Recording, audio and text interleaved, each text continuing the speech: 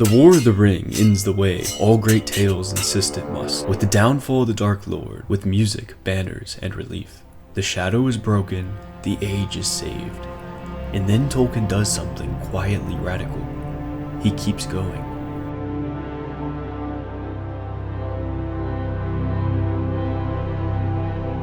Because when the shouting stops, Middle-earth does not feel whole. It feels emptied. The soldiers return, and many of them discover that what they were fighting for no longer exists in the shape they remember. Fields have gone unplanted for years. Roads have fallen into disrepair. Children have grown up without fathers. Lands have passed to old men who were never meant to hold them. Victory has won the war, but it has not repaired the world. Tolkien never believed it would. Victory is a thing of small account to the wise, if it is dearly bought. This is where Tolkien refuses the fairy tale ending. In Middle-earth, the end of the war is not the end of suffering, it is the beginning of consequence. By the time of the War of the Ring, Gondor is already in demographic decline. Tolkien is explicit about this. Denethor rules a realm that has been slowly bleeding for generations, through plagues, border wars, and constant pressure from Mordor. Faramir states plainly, "Yet if Gondor has few men, what then? We have long passed the peak of our strength." The Battle of Pelennor Fields is not Gondor's moment of glory. It is a desperate, final expenditure of manpower. Tolkien records that the loss was heavy, and that many of Gondor's best soldiers fall not just in the siege, but in the long defense of Osgiliath beforehand. Minas Tirith survives. The kingdom does not escape unscathed. After the war, Aragorn inherits a realm with depopulated farmlands, ruined border fortresses, and a military exhausted beyond renewal. This mirrors medieval realities Tolkien understood well as a scholar. Cities could be rebuilt quickly.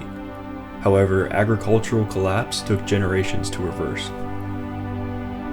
Tolkien gives Aragorn a task list, not a coronation fantasy.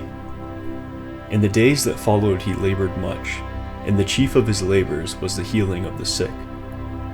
Healing, not conquest, defines the new reign. In Rohan, the loss is cut even deeper because of how Rohan fights. Rohan is a cavalry society.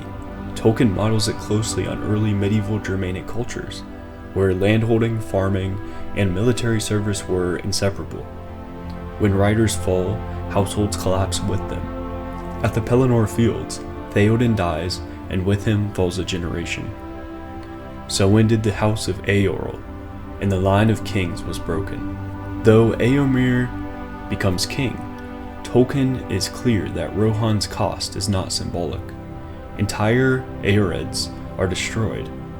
Tolkien repeatedly emphasizes how few return. Many of the riders that went to battle did not return. Widows inherit land, sons inherit swords before plows. Rohan survives, but thinner, quieter, and altered. This is not romanticized, it is simply stated. That restraint makes it real. The fall of Mordor is total, and Tolkien makes clear that this creates chaos, not order. The realm of Sauron is ended. The slaves and soldiers of Sauron are scattered. Mordor had no civil society, no economy beyond extraction and coercion. When Sauron falls, nothing remains to replace it.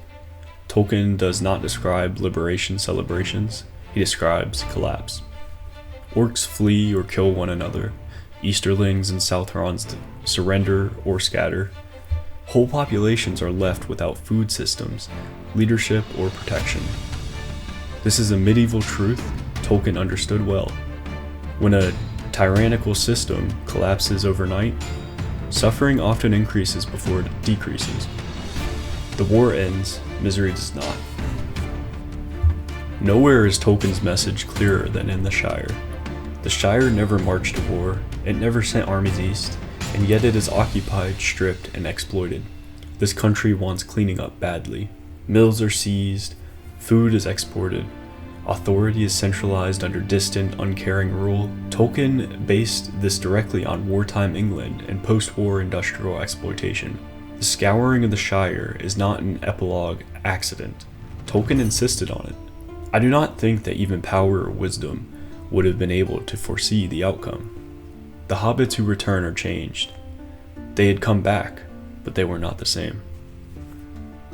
They have learned leadership, violence, and responsibility, and they cannot unlearn it. This is Tolkien's most modern truth.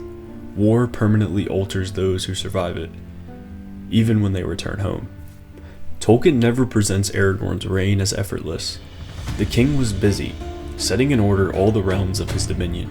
Roads must be rebuilt, borders resecured, lands redistributed, former enemies managed rather than exterminated.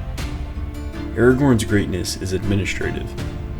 This reflects Tolkien's medieval worldview. A king's worth is measured not by conquest, but by restoration. Tolkien does not end Middle-earth with triumph. He ends it with loss. Though all the mighty realms of old shall fail, and fall into ruin, yet you shall remain. The world is saved, but diminished. Magic fades, heroes depart. The cost is permanent. Middle-earth survives not because evil was defeated, but because ordinary people endured what came after. That is where Tolkien leaves us, not with a perfect world, but with a repaired one. Tolkien knew that evil is not undone in a single moment, and that victory does not restore what was lost. Lives do not return, years are not given back, and the world that survives is never the same one that marched to war. That is why the Age of Men begins not with triumph, but with responsibility, with rebuilding, and with memory. The elves depart, the great powers fade. Magic leaves the world quietly, not in defeat, but in withdrawal. What remains is a world placed into the hands of ordinary people. Farmers, rulers, healers, families, asked to carry the weight of what came before. Tolkien did not believe history moved toward perfection. He believed it moved forward through loss. Middle-earth is saved and diminished, just like our own world has been, again and again. And that may be his most honest ending of all, because the war ends.